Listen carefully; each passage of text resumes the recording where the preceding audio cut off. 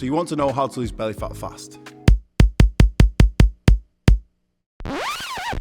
Let's get one thing straight. You can't spot reduce body fat from a certain area, especially your abs. Although people try and sell you the idea of doing certain ab exercises, eating certain foods, or taking certain supplements, they will not spot reduce fat from any area, especially abs. So let's talk about some of the myths that surround fat loss.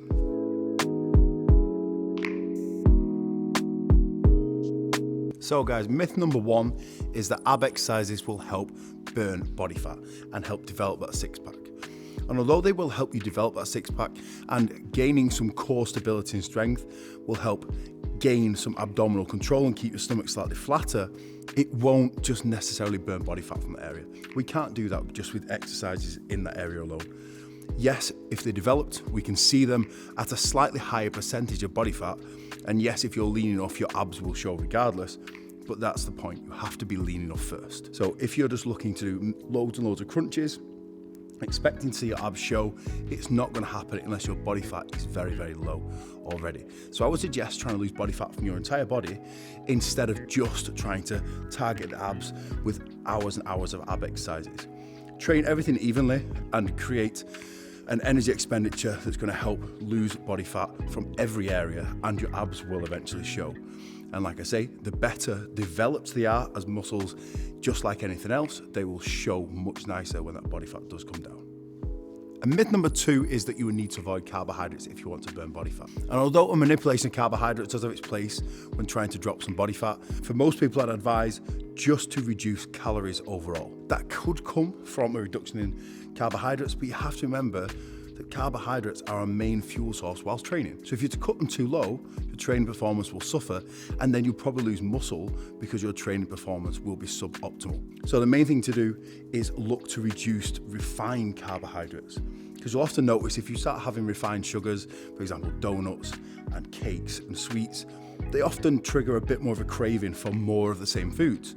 And if you're starting to eat real foods, single ingredient foods, like rice, potatoes, pasta as your carbohydrate source instead, you'll often not get that same desire to eat more and more and more.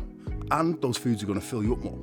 So if you focus those carbohydrates around training, maybe before and after, that's going to fuel your workouts and fuel your recovery, and you focus on creating a calorie deficit overall through the day. So try and move as much as possible, increase that step count, and generally increase your output whilst decreasing your calories, which will help create a calorie deficit, thereby burning body fat through the whole day. Don't just look to the training window to try and burn all your calories for the day. Look at the day as a whole in terms of fat loss and energy expenditure when you're trying to reduce calories and burn as much energy as possible throughout the entire day. Myth number three is that you need to cut fat out of your diet to lose body fat. And there's this idea that if you eat fat, you're going to get fat. And that's not true. People gain body fat because they have a calorie surplus. Obviously, we're talking about a calorie deficit. If you go the other way, you're in a calorie surplus and you're taking in more calories than you burn, then you will slowly start to gain fat. It doesn't matter what they're coming from, whether it's proteins, carbs, or fats. If you're in a surplus, then you will store energy because it has nowhere else to go. You're not burning it off, so you're in excess. Certain fats are still essential in our diet. That's why they're called essential fats. And they're needed for things like hormonal production and digestion of certain nutrients. Examples of these fats would be things like olive oil, nut butters, nuts, avocados, and oily fish. So if you're eating these kind of fats, they have a role in the body. They're not simply there to give you more calories.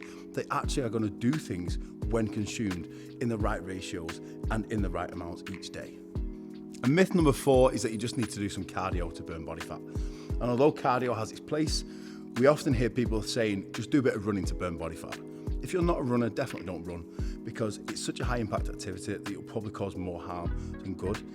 And as I've mentioned in some of the previous myths, if you're just trying to burn all your energy expenditure whilst in the gym on a piece of cardio kit, you're going to really struggle because you can only burn so much in an hour.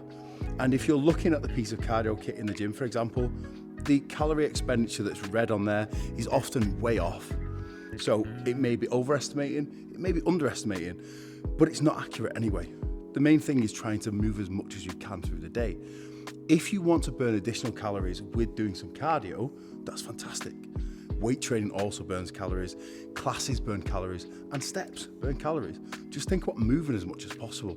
Don't just focus on trying to do everything through cardio, because you can absolutely kill yourself and then go and eat additional calories because you think you've burnt more than you have. And you often end up not burning the body fat that you actually want to do because you've overestimated how much you could possibly do it in an hour. Always look for a full day and try and move as much as you can through the full day. See every opportunity possible as an opportunity for you to burn more calories. So whether that's parking further away at the supermarket or taking the stairs where you can, just something that will get you moving more and changes your unhealthy habits of little movement to healthy habits of a lot of movement.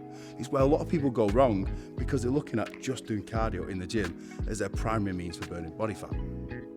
So guys, we've come to the end of our video. There are 4 myths to burn body fat. Still remember that you can't spot reduce from any area of your body, especially your abs. You need to still eat carbohydrates, you need to still eat essential fats, and you don't just focus on cardio when it comes to fat loss. Instead, try something sustainable. The main thing when it comes to training is that you enjoy it.